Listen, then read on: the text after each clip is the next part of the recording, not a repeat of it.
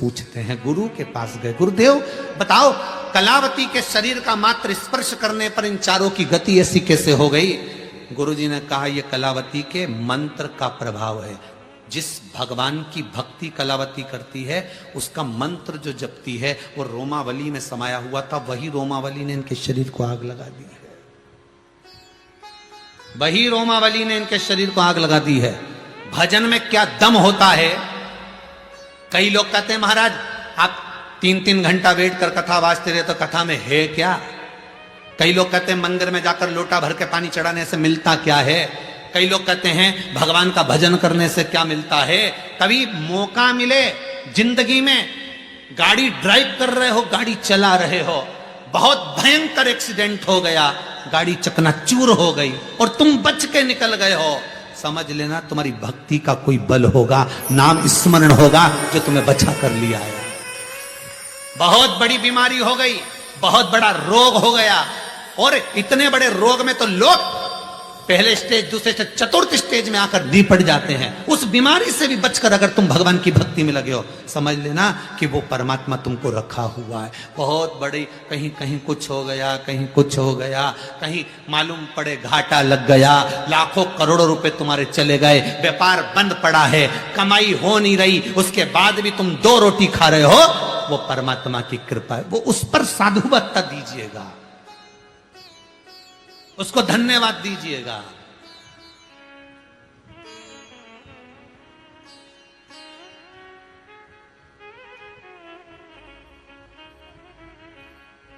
उसको धन्यवाद देना कि वो चला रहा। अब कलावती के शरीर का जो भजन था, कलावती की चित्तवृत्ति का जो स्मरण था, कलावती का जो भक्ति थी, भक्ति का बल किसको कहते हैं? कभी कभी समय पर तुम्हें समझ में आएगा, कभी कभी समझ में आएगा, सामने आएगा तुम्हारे। भक्ति का बल किसको कहते हैं? वेंटिलेटर पे पड़े और वापिस आ गए, ये भक्ति का बल है। कोई घर में भजन करा होगा, आईसीयू में पड़े और वापिस आ गए, ये भगवान की भक्ति। इतने बड़े कोरोना महामारी में बचकर यहां बैठे, कोरोना महामारी में बचने के बाद ये टीवी के सामने बैठकर, मोबाइल के सामने बैठकर कथा सुन रहे हो, ये उसी की कृपा है। नहीं तो तुम्हारी सोसाइटी, तुम्हारी कॉलोनी, तुम्हारी बिल्डिंग, तुम्हारे पास में भी कोरोना महामारी आ चुकी थी, तुम्हारे परिवार में भी लोगों को आ चुका था, पर बचा कर रखा है। ये भक्ति का बल है, ये शंकर का अनुमोदन है, ये शिव का स्मरण है, ये कोई दूसरा नहीं। बचाया उसने। जो दवाई तुम्हें दी गई वही दवाई दूसरे को दी गई, वही ऑक्सीजन तुमको दी, वही ऑक्सीजन दूसरे को दी, वही ट्रीटमेंट दूसरे को, वही ट्रीटमेंट तुम्हें मिला। उसके बाद वो चले गए और तुम बच गए। वही दवाई, वही असर, वही कुछ।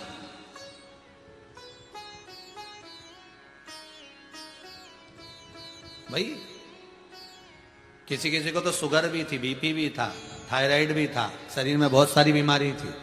कोरोना हो भी गया, उसके बाद भी सही हो गया। और एक बेचारा ऐसा था जिसको कुछ भी नहीं था, सब बढ़िया, फुल एंजॉयमेंट जीवन, उसके बाद भी निपट गया, उसके बाद भी चला गया।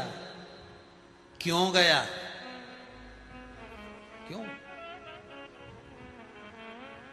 अगर भोले बाबा का सहारा न होता तो दुनिया में कोई हमारा न होता। कौन होता तुम्हारा? स्पर्श किया कलावती का और जलकर। तुम्हारे भजन में वो बल होता है। कई लोग कहते हैं हमने 1 शिव पुराण सुनी, कोई कहता है हमने 10 शिव पुराण सुनी, कोई कहता है जब भी शिव महापुराण की कथा आती गुरुजी की हम सुनते हैं। गुरुजी उसका फल क्या है? मालूम पड़ेगा आपको फल क्या है उसका। 50 बार भी शिव पुराण आए और तुमको मौका मिल जाए तो टीवी चालू करके बैठ जाना। 50 बार भी आए और घर के लोग के बोर नहीं होती हो तो कहना भोजन कर करके कोई बोर होता है? उधर की तृप्ति भोजन से है, आत्मा की तृप्ति शिव महापुराण की कथा से, भजन से। हम बोर नहीं होते। शंकर की कथा रोज नहीं मिलती है, प्रतिदिन सुनो तो ऐसा लगता है ये तो सुना ही नहीं था हमने, ये तो अभी आ गया, हमने तो ये सुना ही नहीं, तो इतनी बार कथा सुनी, हमें तो ये सुनने को ही नहीं मिला। हमने तो विश्वास जागृत करती है भगवान के प्रति शिव महापुराण की कथा। विश्वास जगाएगी कि शंकर को हृदय में कैसे पैदा करना, प्रकट करना। शिव को प्रकट करने का विश्वास शिव पुराण की कथा ही दे सकती। कौन देगा?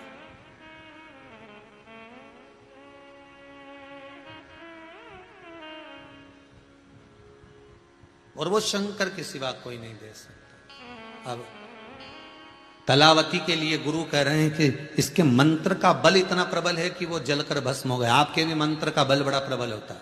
आप जप कर तो देखो, जो भी जपना हो तुम्हें, श्री शिवाय नमस्तुभ्यम शंकर, ओम नमः शिवाय, ओम राम कृष्ण, उसका बल कोई साधारण नहीं हो सकता। वही बल,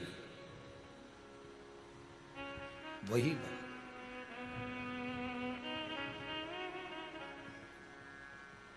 कल की बात है, शायद 6:30 बजे शाम को कोई एक माता, कोई भाई आए थे और कह रहे थे ये पूरे फेस पर, आधे पर लकवा लग गया था। अब ये फेस काम नहीं करता था, बोल नहीं पाते थे, पर बाबा ने कृपा करी है। एक बार पहले आए थे तब बहुत आनंद रहा, दूसरी बार अब आए हैं तो वाणी तो थोड़ी निकली है। विश्वास कर कर आयो, भरोसा कर कर शंकर के दरवाजे जाओ। एक दिया भी लगाओ ना तो विश्वास कर कर लगाना, ये मत सोचना कि गुरुजी ने बोला है तो अपन को लगाना है। अभी नवरात्रे चालू हुए हैं आज से, फूल भी चढ़ाओ तो ये मत कहना कि गुरुजी ने, नहीं, बस विश्वास रखकर, हाँ गुरुजी की बात पर मुझे भरोसा है, विश्वास है और दृढ़ हूं मैं इस बात पर, भरोसा है कि शंकर मेरे कार्य को साधेगा, मेरे कार्य को संभालेगा। विश्वास, और विश्वास रखोगे तो शिव औघड़ी की कृपा में कलावती के मुख का भजन स्मरण 4 मन में गलत सोचने वाले को भी नष्ट कर दिया। पुण्य होगा तुम्हारा तो तुम पुण्य वाले के साथ में लग पाओगे, पुण्य नहीं होगा तो पुण्य वाले से विच्छिन्न हो जाओगे, चले जाओगे। समय आगे जो कथा आई है, बड़ी सुंदर चरित्र कहा। भगवान शिव ओघड़दानी, त्रिकालदर्शी, कैलाशी, अविनाशी के नेत्र बिंदु से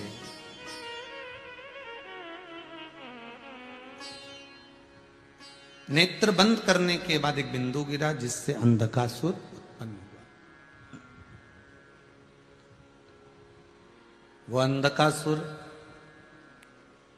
शिव जी के पास में पार्वती जी उसको गोदी में लेकर आई, ये आपका पुत्र है, आपका बालक है। शंकर भगवान बोले मेरा बालक नहीं।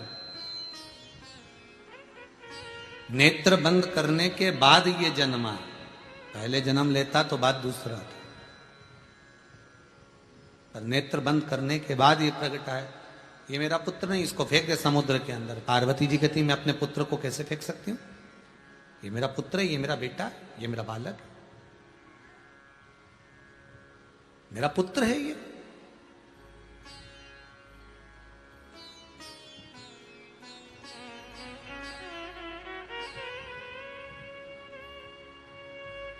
कितना सुंदर कहा है।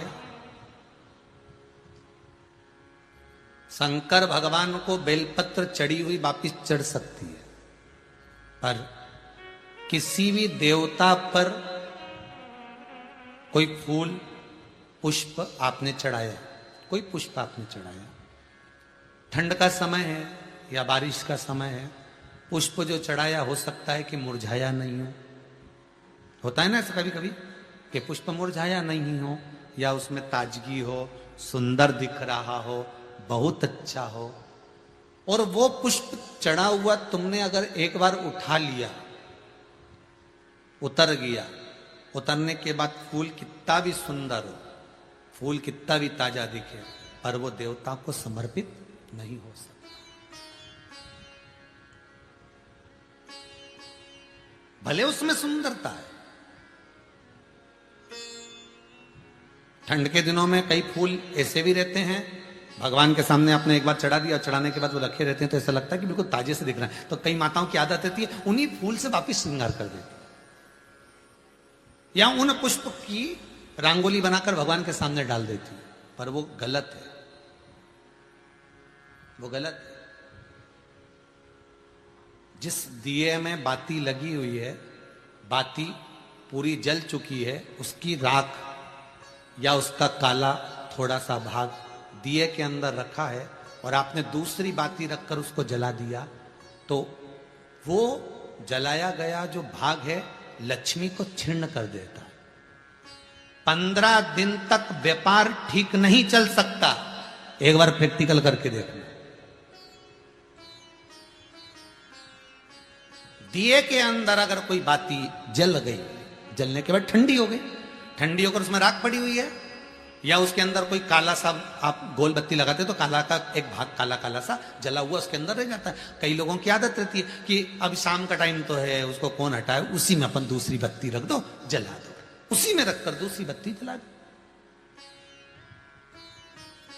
भाग उसी में पड़ा हुआ है पुराना, और आपने दूसरी बत्ती अगर रखकर जला दी है, व्यापार होगा, व्यवसाय होगा, या फिर घर में रखा हुआ धन होगा, 15 दिन के लिए वो छिन्न होगा, वो जाएगा।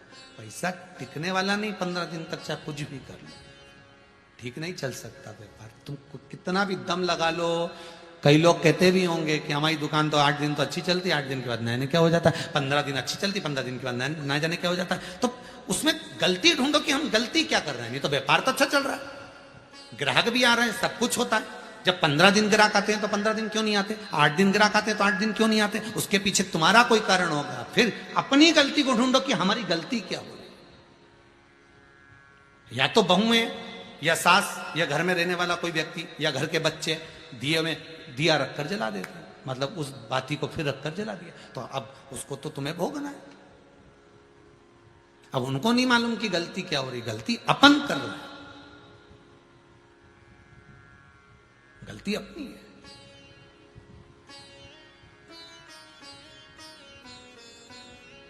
कितना सुंदर संवाद है वहां, बहुत ध्यान दीजिएगा जरा। अग्नि पुराण, स्कंद पुराण, दोनों पुराण में स्मरण करिएगा। कार्तिक खंड स्कंद पुराण का पढ़िए और अग्नि पुराण का भाग पढ़िए। बेलपत्री का पेड़ हो, पीपल का पेड़ हो, बड़ का वृक्ष हो, चाहे आंवले का वृक्ष हो, चाहे घर मंदिर से बाहर जाकर, अर्थात घर से बाहर जाकर, मंदिर से बाहर जाकर खुले में अगर आप कोई दिया जला रहे हो, दीप प्रकट कर रहे हो, तो उसमें इतना घी, इतना तेल मत डालकर जलाना कि दिया ठंडा हो जाए और तेल और घी उसमें पड़ा की पड़ा रह जाए। ध्यान दीजिएगा महाराज।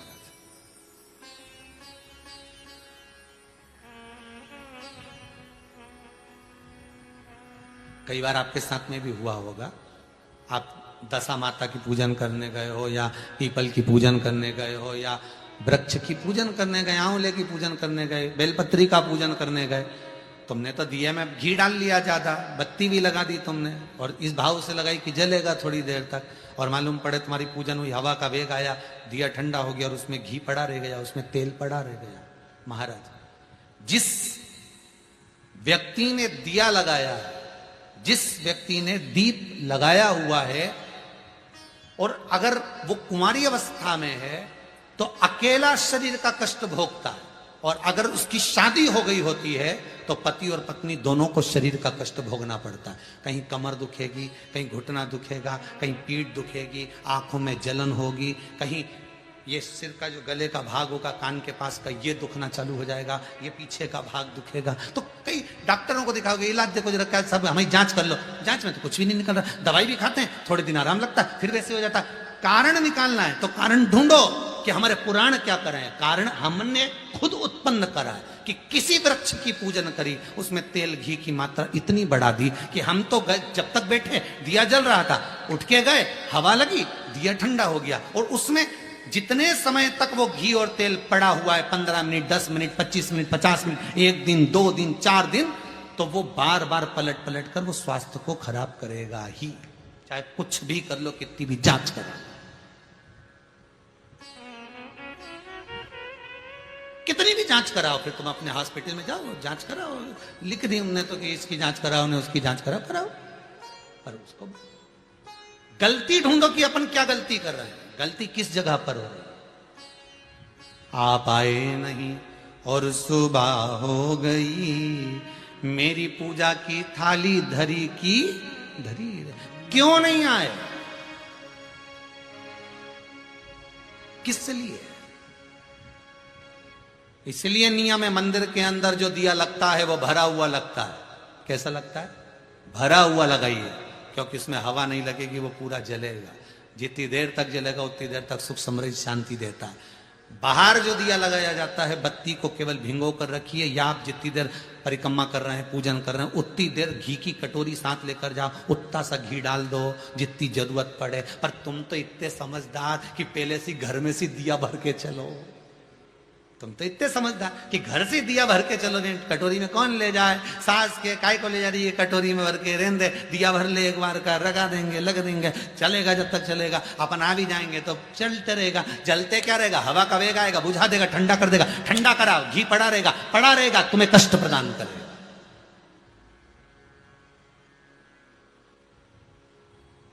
तुम्हें कष्ट,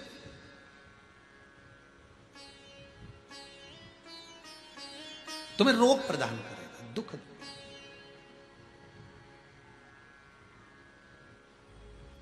जो समझदार माताएं होती हैं ना, जो समझदार लोग होते हैं ना, वो बाहर जब भी पूजन करने जाते हैं तो प्रयास करते हैं कि घी का दिया लगा रहे हैं ना, तो उसमें प्रयास करते हैं कि आते आते उसमें कपूर का टुकड़ा पटक देते हैं। जो चतुर होते हैं आते आते क्या करते हैं? दिए के अंदर कपूर का टुकड़ा पटक देते हैं। कपूर का टुकड़ा पटक मतलब अपनी पूजन वूजन सब हो गई, अब अपन जाएंगे, बाहर निकलेंगे, जब तक कपूर में इतनी दम होती है कि वो उस बत्ती को पूरे को जला सकता है, वो घी को भी पूरा जला सकता है। तो इतना सा कपूर का टुकड़ा उसमें पटक के और आ जाता है, जिससे वो पूर्ण जल जाए, पूर्ण तरह से हो जाए, उसकी पूर्णता है। शिव जी कह रहे हैं ये पुत्र मेरा नहीं है, तुम इसको समुद्र में डाल दो। नहीं, समुद्र में नहीं डाल सकती, मैंने इसको गोदी में लिया, ये मेरा पुत्र है, इसको मैं रखूंगा। शंकर भगवान ने समझाया, पार्वती नहीं मानी, बहुत समझाया, नहीं मानी। आखिरी में पार्वती ने समुद्र में फेंक दिया, हिरण्याक्ष ने उसको झेल लिया, पालन करा, उसका नाम अंधकासुर। हिरण्याक्ष को वराह भगवान ने मार दिया, अकेला पड़ गया। तब करा, साधना करी अंधकासुर ने, ब्रह्मा जी से वर मांगा कि मुझे वर दीजिए कि मेरे प्राण न छूटे। ब्रह्मा जी ने कहा ऐसा हो नहीं सकता कि प्राण न छूटे, जन्मे हो तो मरना तो पड़ेगा, संसार की रीत है, आए हो तो जाओगे, बस इतना है कि जितनी जिंदगी को अच्छे से जी सकते हो जी लो, मरना तो है, आया हो तो जाना ही पड़ेगा। अपने जीवन को खुश होकर जी लो, अपने जीवन।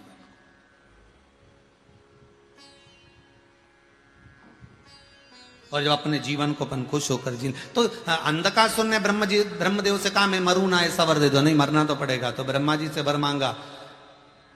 अंधकासुर को मालूम था मेरे पिताजी ने कहा है ना तेरी कोई माता है ना कोई तेरा पिता है, पानी में बहकर आया था, मैंने पकड़ कर तेरा पालन किया।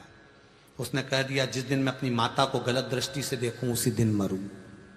उसी दिन में वो 3 बत्ती चौराहे पे मांग रहा भीख, उसे लोग दे ही रहे, भिखारी बन गया। और जिसने कहा था मैं दोनों हाथों से लुटाऊं, वो भगत बन गया। भगवान दे भी रहा है, वो लुटा भी रहा है, उसकी कृपा। मैं मरूं ना तो क्या, मरना तो पड़ेगा, मृत्यु निश्चित है, जाना तो पड़ेगा, ठीक है। माता को गलत दृष्टि से देखूं तब मरूं, ठीक है। इसके मन में आने के बाद विचार आ गया कि मैं विवाह करना चाहता हूं, कोई सुंदर कन्या हो तो ढूंढ कर लाओ।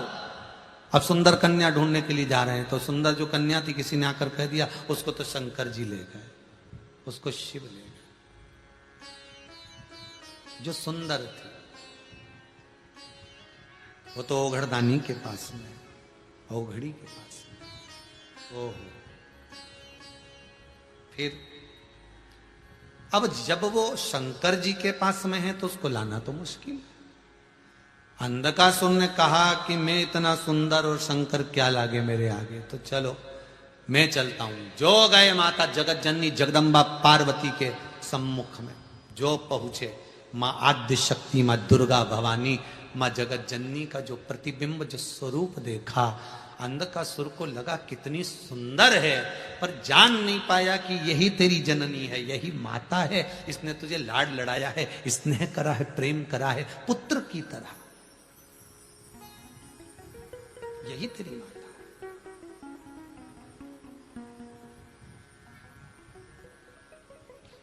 यही तेरी क्रोध। आवाज लगाकर बोला, अरे ओ सुंदरी, मैं तुम्हें अपना बनाना चाहता हूं। माता को क्रोध आ गया, पर कर कुछ नहीं सकती, रोती है। मां जब गुस्से में आती है तो रोती है, इससे ज्यादा कुछ नहीं, केवल रोती।